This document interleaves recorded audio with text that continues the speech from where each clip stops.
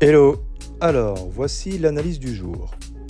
Hier, je vous ai proposé une question toute simple en apparence. Et la question c'était, quel est le conditionnement qui agit en toi depuis toujours, en profondeur, sans forcément que tu le remettes en question? Aujourd'hui, je vous partage mon analyse personnelle, sans volonté de vous convaincre ni de juger. Je suis moi-même en chemin, encore dans cette réflexion. Et pour moi, le conditionnement le plus profond, c'est l'alimentation. Alors tout d'abord, sur le plan chronologique.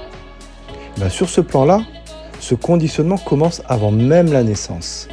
Dans le ventre de notre mère, on reçoit déjà une empreinte alimentaire. Ensuite, à travers l'allaitement, les premiers repas, les goûts qu'on nous transmet, les habitudes de la famille, de la culture, c'est intergénérationnel. On hérite d'un rapport à la nourriture sans le questionner, comme s'il était naturel. Ensuite, sur le plan de l'impact, l'alimentation nous façonne à tous les niveaux. D'abord physique, elle influence notre santé, notre énergie, notre biologie. Ensuite, émotionnellement, elle est liée au réconfort, l'alimentation, au manque, à la récompense, aux fêtes. Ensuite, d'un point de vue symbolique et vibratoire, ce qu'on ingère devient littéralement une part de nous. On ne fait pas qu'absorber des nutriments, on intègre une vibration. Et là, je ne parle pas que d'un délire perché, mais d'un ressenti très concret.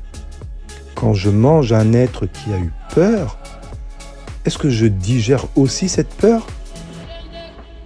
Ensuite, sur le plan de l'ancrage, ce conditionnement est tellement intégré qu'il est presque tabou de le questionner.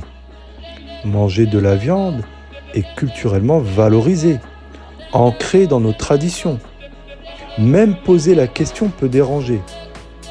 Tu vas pas devenir végane quand même. Mais justement, c'est parce que c'est ancré que ça mérite d'être observé. Il y a une distinction qui m'a interpellé. Je me suis rendu compte d'un truc. L'animal ressent, interagit, éduque, fuit le danger, protège ses petits. Le végétal est plus discret. Mais certains fruits, certaines graines peuvent être cueillis sans que la plante ne meure. Et ça m'a amené cette question. Est-ce qu'il existe des aliments qui se donnent et d'autres que l'on prend? Je n'ai pas de réponse tranchée. Je mange encore de la viande. Mais poser cette question en conscience, sans culpabilité, ça change quelque chose en moi. Et si on apprenait à écouter ce qui se donne? Une graine qui cherche à germer, un fruit qui tombe de l'arbre, un aliment qui n'a pas besoin de mourir pour nourrir. Peut-être que le vivant parle et qu'on peut réapprendre à l'écouter. Donc en conclusion, et sans pression, je ne suis pas là pour faire la morale, ni pour dire ce qui est bien ou mal. Je suis dans une démarche de conscience.